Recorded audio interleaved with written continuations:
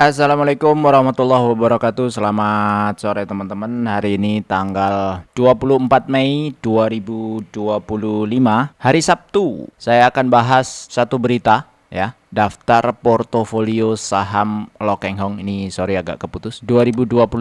Intip 10 emiten yang dikoleksi gitu ya. Terus ada satu berita lagi. Ini Lokeng Hong hadiri RUPST akui genggam 64,63 juta saham Bank BRI. Nah, selain LKH, ada satu lagi investor namanya Pak Joni. Pak Joni ini katanya pengusaha dari Lampung atau dari Jambi gitu ya. Beberapa waktu terakhir kemarin, bulan Maret, bulan April ya, itu banyak masuk di saham-saham tertentu.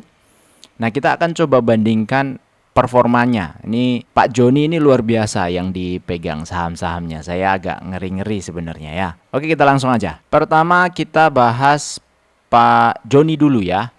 Pak Joni itu punya WiFi atau ini sekitar 120 juta lembar, 5,09%. Kemudian ada Nine Tekno Indonesia TBK. Ini ada juga nih 110 juta lembar ya, 5,1%.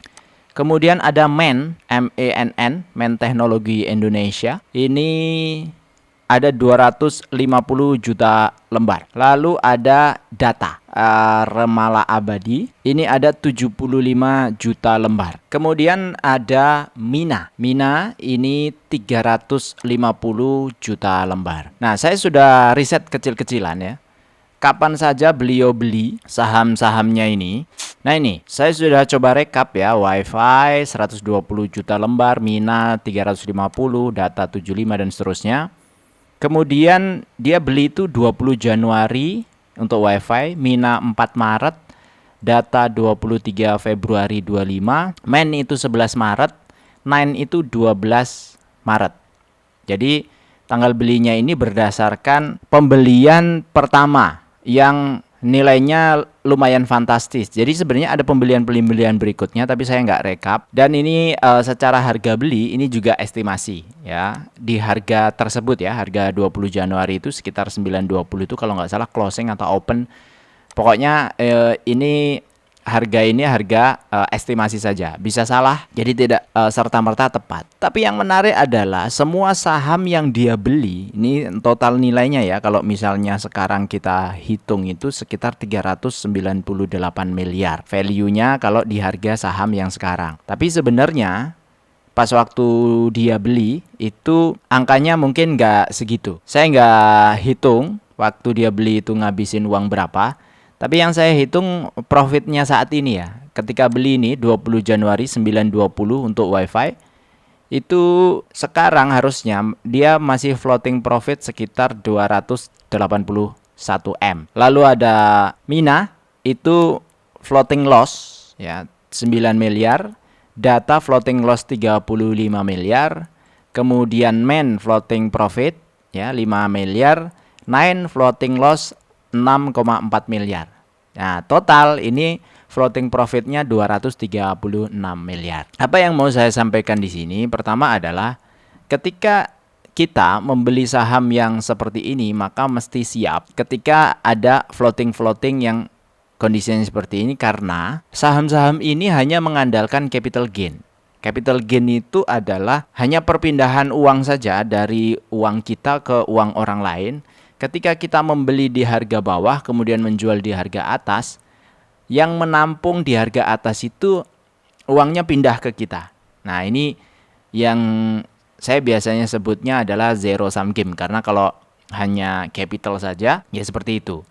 Sebenarnya ini 2024 atau 2023, WiFi ini pernah bagi dividen. Rp1 per lembar itu 120 juta, berarti Pak Joni ini mendapatkan dividen. Jadi total 120 juta dalam setahun. Artinya sebenarnya ini sudah 10 jutaan per bulan. Tapi kalau ngelihat capitalnya yang 398 miliar, yieldnya itu hanya 0,03%. Beda dengan floating profitnya. Artinya kalau floating profit begini, dia harus menjual. Nah, sedangkan ketika seperti WiFi tadi, dia masih tercatat di sini. Dan kalau di Stockbit kan ada fitur insidernya ya. Nah, ini Pak Joni 2025 Januari ini. Nah, dia belum menjual sama sekali saham yang dia beli. Nah, kalau belum menjual sama sekali, terus apa hasilnya selama sekian bulan dia pegang? Atau kalau nanti tahun ya, ini misalnya dipegang setahun, nanti kita lihat aja. Moga-moga ingat untuk review lagi. Jadi nanti tahun depan 2026 kalau masih ada kesempatan, coba kita review ini masih dipegang apa enggak. Nah, nanti akan kita coba bandingkan dengan Pak LKH. Selanjutnya Pak LKH itu kalau di data ini ada beberapa saham, tapi kita ikutin aja report yang tadi di berita. Itu sudah saya screenshot di sini karena ada kepotong. Pak LKH itu pegang ABMM, Global Mediacom ya, BMTR, DILD, Gajah Tunggal, Pegas, Bank BRI, NISP, BMRI, BNGA, BDMN. Nah, yang 3 terakhir ini saya coba lihat itu nggak muncul teman-teman. Yang lain-lain sih muncul. Jadi kayak Pegas. Pegas ini nama Pak LKH itu muncul ya. Ini pegang sekitar 264 juta lembar ya, statusnya individual investor. Terus di Gajah Tunggal juga muncul ya di sini ya. Dia pegang 181 juta lembar. Di BDMN saya nggak bisa ketemu nih namanya Pak LKH. Di NISP ada muncul ya, 122 juta lembar. Kita udah list di sana. Kemudian di CIMB Niaga juga tidak muncul. Ini per periode terakhir. Adanya Lee Kwong, jadi bukan Pak Lo Keng Hong ya. Nah, terus ini ya juga ada list ya, Pak Joni ini belinya ENRG, tapi ini tahun 2021, WiFi, data, Mina, dan seterusnya. Itu sudah saya rekap ya, ini 2025 dan seterusnya. Nah, akan saya bandingkan satu lagi adalah Pak Edwin Suryajaya. Karena Pak Edwin Suryajaya ini bukan murni insider. Beliau adalah salah satu pendiri. Jadi yang transaksi di market reguler itu hanya di Saratoga saja. Yang terikut itu Saratoga di 2024. Nah, sampai mana tadi ya? Oh ya, jadi sampai Pak LKH ya. Nah, Pak LKH bagaimana performanya? Nah, kita lihat. Ini ada ABMM, BMTR, DILD, Gajah Tunggal, Pegas, BBRI, NISP. Nah, jumlah lembarnya sudah saya masukkan di sini. Harga saham saat ini saya masukkan di sini. Maka yang tercatat di luar yang nggak kelihatan, Pak LKH itu punya harta sekitar 1,85 triliun ya. Hebat nih, keren. Ini murni investor retail. Jadi ya kayak kita-kita yang transaksinya itu di market. Nah, cuma kalau dilihat dia beli dulu pertama itu adalah BMTR dan Gajah Tunggal 2021. Sudah beli itu kira-kiranya adalah ini ya, 187 juta dan 1 miliar lembar. Sekarang BMTR-nya itu masih floating profit 74 miliar. Kemudian Gajah Tunggalnya floating, ini floating loss 74. Ini floating profit 152 miliar. Nah, ABMM dia beli di April 2024. Jadi pertama ini, kemudian masuk ke DILD, semua bukan saham dividen ya. Ini Gajah Tunggal ini 50 itu posisinya juga apa ya? Hanya 50 itu terus-terusan gitu setiap tahun. Enggak, dividen payout rasionya itu enggak konsisten kayak saham-saham yang lain. Lalu di April 2024 dia beli ABMM ini sekitar 400 miliar. Ini sekarang itu floating loss 100 miliar atau 22%. Nah, bayangin nih. Anda kalau pegang floating loss begini 3 ya, gimana tuh perasaannya? Sehingga totalnya floating loss-nya itu 6 miliar dari portofolio yang ada di sini. Tapi menariknya adalah saya nggak tahu dia beli Bank BRI ini tanggal berapa, kemudian beli NISP ini tanggal berapa. Kesini beliau bergeser ke saham-saham yang dividennya lumayan, yaitu Pegas, BBRI, dan NISP.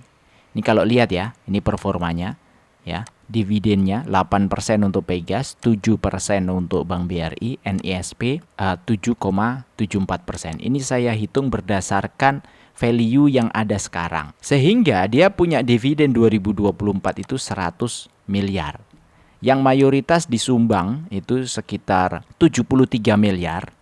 Itu adalah dari saham-saham yang dibeli belakangan. Nah, kalau sudah seperti ini walaupun cuma 5%, kalau ekuitas sudah 1,8 T, kemudian dividen 1 tahun 100 miliar, ini sebenarnya bagi individu kalau tinggal di Indonesia udah sangat kipas-kipas. Ini dibagi 12 kan nggak bakalan habis lah, 8 miliar sebulan. Di luar penghasilan dia yang jadi pembicara, jadi macam-macam ya.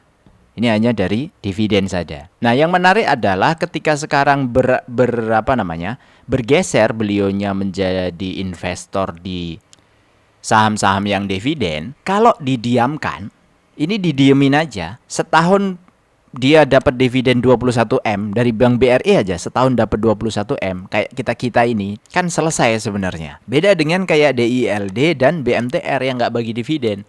Masa pegang nih 300 miliar, 250 sekian miliar dari 2021 sampai hari ini nggak ada satupun profit atau nggak ada satupun hasil dari perusahaan itu yang dibagikan ke investor. Jadi ini contoh murni ya, contoh murni kalau kita itu mau masuk di perusahaan yang dividen atau perusahaan yang capital gain di market. Kalau kita kecil-kecil 100 juta, 50 juta, 10 juta, 5 juta keluar masuk ya oke.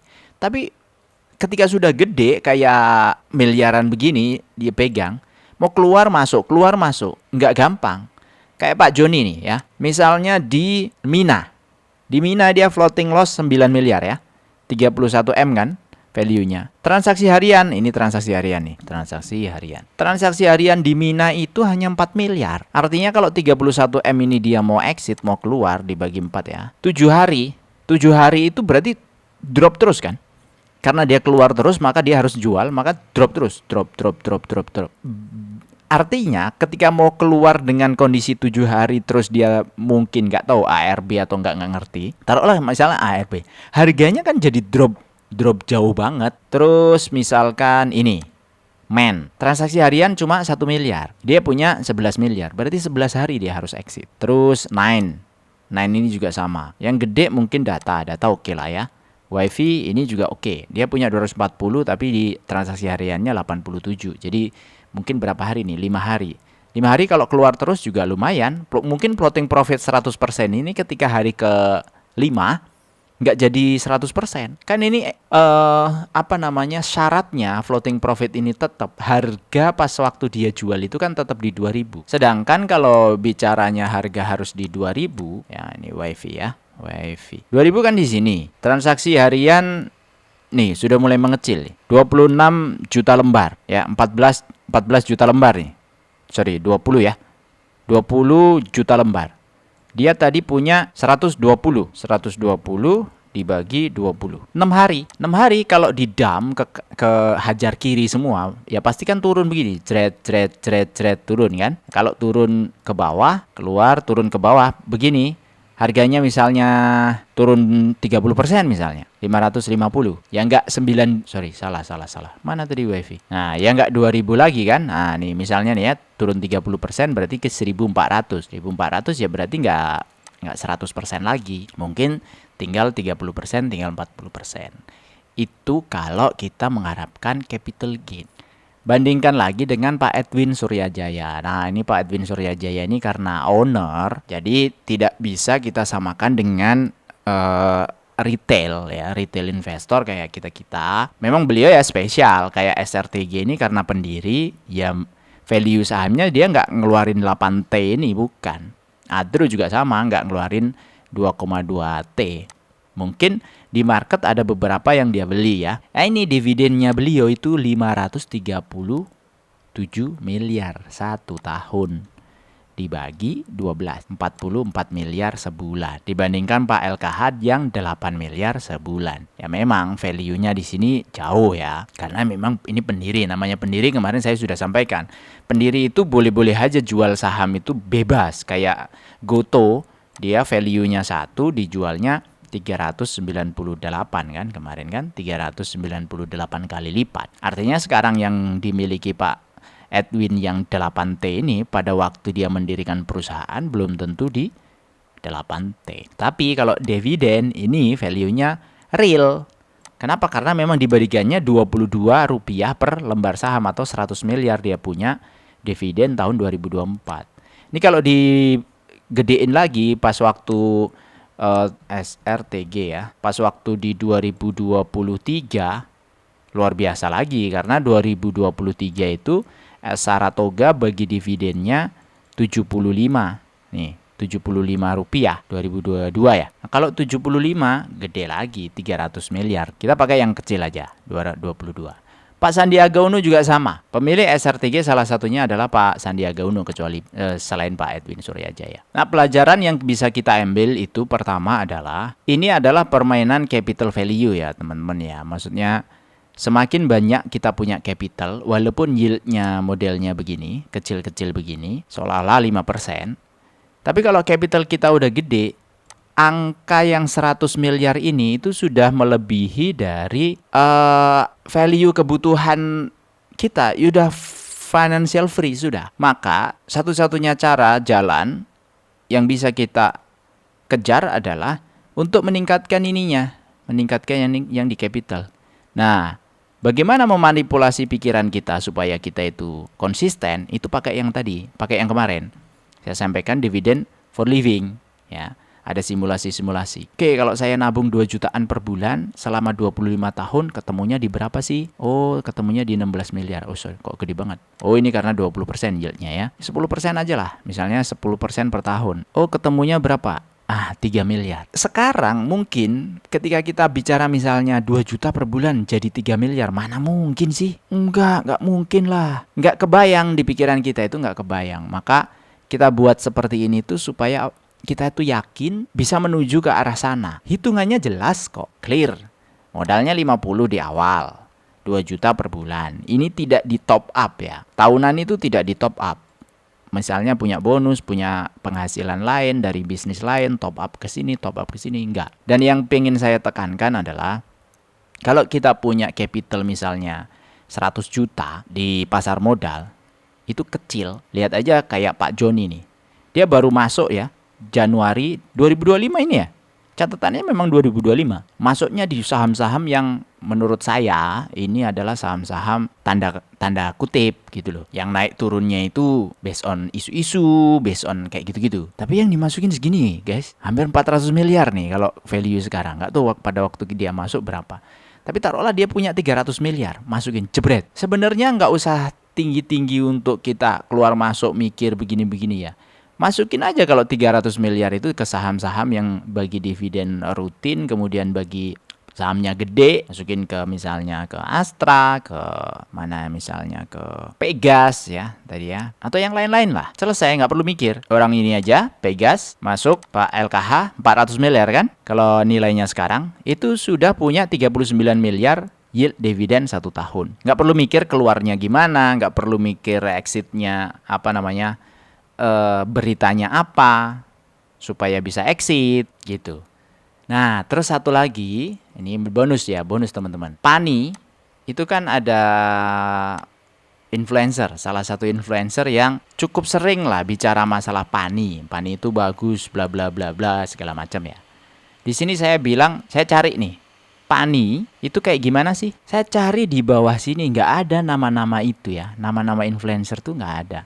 Adanya Van Eck, PGM, kemudian JP Morgan, Dimensional, apa ini ya? Terus tuh, bahkan 93.000 lembar aja muncul nih di sini. Kemudian Goldman Sachs, kecil-kecil ya, DBX Investor, Franklin, Tobam, itu sudah 0 ya. Nah, apakah yang individu itu harus 5% dulu, baru muncul? Tapi kalau ngelihat yang lain-lain sebenarnya enggak sih.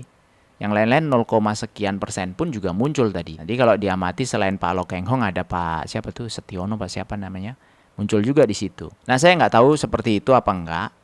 Tapi intinya kita mesti cerdas dalam memfilter berita supaya keputusan kita itu tidak sangat terombang-ambing oleh kondisi berita yang ada di luar. Karena mereka yang membuat berita kalau punya kepentingan tertentu, pengennya kita mengikuti berita-berita yang mereka sampaikan. Saya nggak ada masalah apa-apa ya, tapi ini saya membicarakan ini supaya orang yang kayak kita-kita ini yang kecil-kecil, saya termasuk investor yang kecil lah, sangat kecil, jauh sekali ya dengan beliau-beliau yang sudah hebat-hebat itu.